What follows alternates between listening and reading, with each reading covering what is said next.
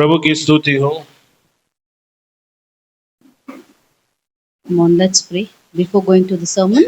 आइए वचन में जाने के पहले प्रार्थना करेंगे। Thank you, Lord. Thank you, Father. Lord, I thank your name.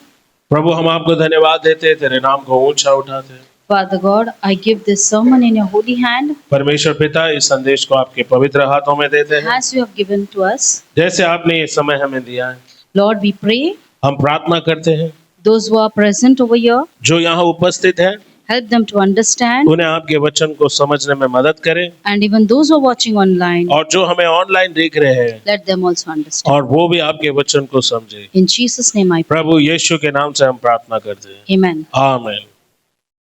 Let's open our Bible to 2 Timothy आइए अपने पवित्र शास्त्र को दूसरे तिमोथी में निकालें। दूसरा तिमोथियुस 1, उसका 6. पहला अध्याय वचन 6 को हम पढ़ेंगे। दूसरा तिमोथियुस पहला अध्याय वचन 6। For this reason I remain you to fan into flame the gift of God which is in you through the laying of on my hand.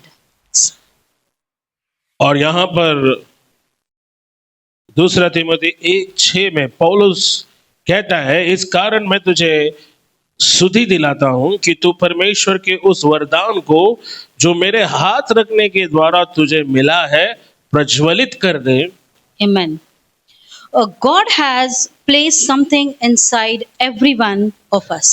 क्या आप जानते हैं कि परमेश्वर ने हम में से हर एक के अंदर कुछ तो रखा है, A fire, और आप उसे अग्नि कह सकते हैं, a fire of faith, विश्वास की आग, a fire of passion, या फिर जुनून से भरी आग, a fire to pray, या फिर प्रार्थना करने की आग, to serve, to love, to believe.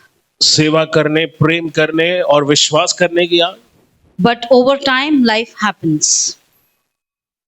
और हम देखते हैं कि जैसे समय रहता है, Life happens, disappointment comes, जीवन जैसे आगे बढ़ता है, निराशाएं आती है, routine comes, और फिर रोजमर्रा के जो काम होते हैं वो भी आते हैं, people hurt us, लोग हमें चोट पहुंचाते हैं, and slowly और धीरे धीरे the fire becomes small. वो आग जो कभी हमारे अंदर जल रही थी वो धीरे धीरे बुझने लगती।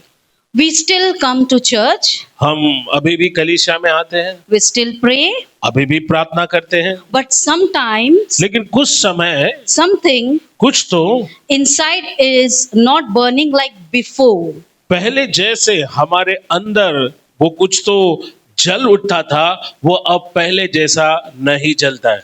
Paul told Timothy, पौलुस ने तिमोथी से कहा, fan into flame the gift of God. जो वरदान मेरे हाथ रखने से तुझे मिला था उसे प्रज्वलित कर या फिर उसे हवा दे। That means the fire is still there. इसका मतलब है कि आग बुझी नहीं है, आग अभी भी है, It just need to be a stir. लेकिन अब उस आग Again. को हवा देने की जरूरत है। God is not asking you to start from zero. देखिए, परमेश्वर आपसे ये नहीं कहता कि शून्य से शुरू करे सब कुछ। He says, वो कहता है, what I placed in you is still alive. जो तुम्हारे अंदर मैंने रखा है वो मरा नहीं है, वो अभी भी जिंदा है। For example, उदाहरण के लिए when a fire covered with ash, देखिए, जब जो राख होती है, जब आग उस राख को पूरी तरह से जो है छा लेती है, it looks like has gone out. ऐसा लगता है कि अब सब कुछ खत्म हो गया है, अभी राख बन गया है तो अभी आग भी बुझ जाएगी। But if you gently blow on it like this, लेकिन अगर आप उस बुझते टिमटिमाती राख में अगर आप हवा भरोगे या हवा मारोगे तो The वो आग जो बुझ fire रही है starts again. वो अचानक से भड़क उठते हैं। Church, कलीसिया, your faith आपका विश्वास, may look quiet today, शायद आज आपका विश्वास बहुत ही शांत और चुपचाप दिखाई दे रहा but it's not finished. है, लेकिन अभी तक वो खत्म नहीं हुआ है। God is ready to breathe परमेश्वर अपनी सांस उसमें फूंकने को तैयार है on your life again. और फिर से आपके जीवन में काम करने को तैयार है। If you pray, life has become dried, देखिए, अगर आप प्रार्थना कर रहे हो, अगर आपका जीवन सूख चुका है stir it again. तो हवा मारे फिर से। your passion has reduced, अगर यीशु के लिए जो प्रेम पहले था अब वो ठंडा हो गया है, stir it again. तो उसे फिर से हवा मारे। If your faith has become weak, stir it अगर again. आपका विश्वास कमजोर हो गया है, हवा मारे।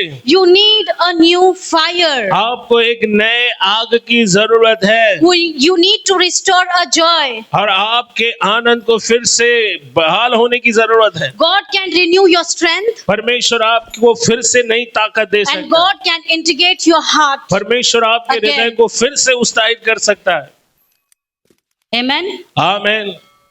See, देखिए, your faith, you must be feeling nothing is happening. आपको Okay? शायद लग रहा है कि आज मेरे जीवन में कुछ नहीं हो रहा है And you are very low today. और आज आप बहुत ही खुद को जो है नीचे देखते हो या आप बहुत ही निराश ऐसे महसूस कर See, रहे हो। after so late church, then also you have come here. देखिए, कलीसिया देरी से शुरू हो रही, आज की सभा देरी से हमने रखा, फिर भी आप आए। That means you love God. इसका मतलब आप परमेश्वर से प्यार करते हैं And God, even God loves you. और परमेश्वर भी आपसे प्यार And करते your हैं। faith has become low maybe. आपका विश्वास थोड़ा जो है छोटा हो गया, इसका मतलब God is saying, परमेश्वर कह रहा है I will breathe again. मैं फिर से उसमें सांस फूंकूंगा And you will be on fire today. और तुम फिर से मेरे लिए आग से भर जाओगे। If you believe, अगर आप विश्वास if करते you हो, keep that faith, अगर आप वो विश्वास रखते हो, everything God will bless. तो सब कुछ परमेश्वर आपको आशीष देगा। Amen. आमीन। Lord, I thank your name. I lift up your holy name. पिता, हम Father. आपको धन्यवाद करते हैं, तेरे पवित्र नाम को ऊंचा उठाते The हैं। verse which you have given us, जो वचन आपने हमें दिया है the fire, O Master God, which has become low in our life. और वो आग जो आज हमारे अंदर ठंडी पड़ गई है, Lord, I pray, हम प्रार्थना करते हैं Lord, you breathe again. प्रभु, हम प्रार्थना करते हैं And तो फिर Lord, से अपनी सांस फूंक Let that fire comes like anything, Father. और प्रभु वो आग वो जो है महान रूप से फिर से वो आग पकड़ ले, That people will keep more faith and they will see a big, big miracle in their life. ताकि लोग अपने जीवन में बड़ी बातों के लिए विश्वास करें, बड़े बड़े चमत्कारों को होता हुआ देखें। Lord, you bless our people हमारे लोगों को आशीष दे and bless those who are watching online. और जो हमें ऑनलाइन देख रहे हैं उन्हें भी आशीष दे। In Jesus' name I pray. प्रभु यीशु के महान नाम से हम मांगते हैं, Amen. आमीन।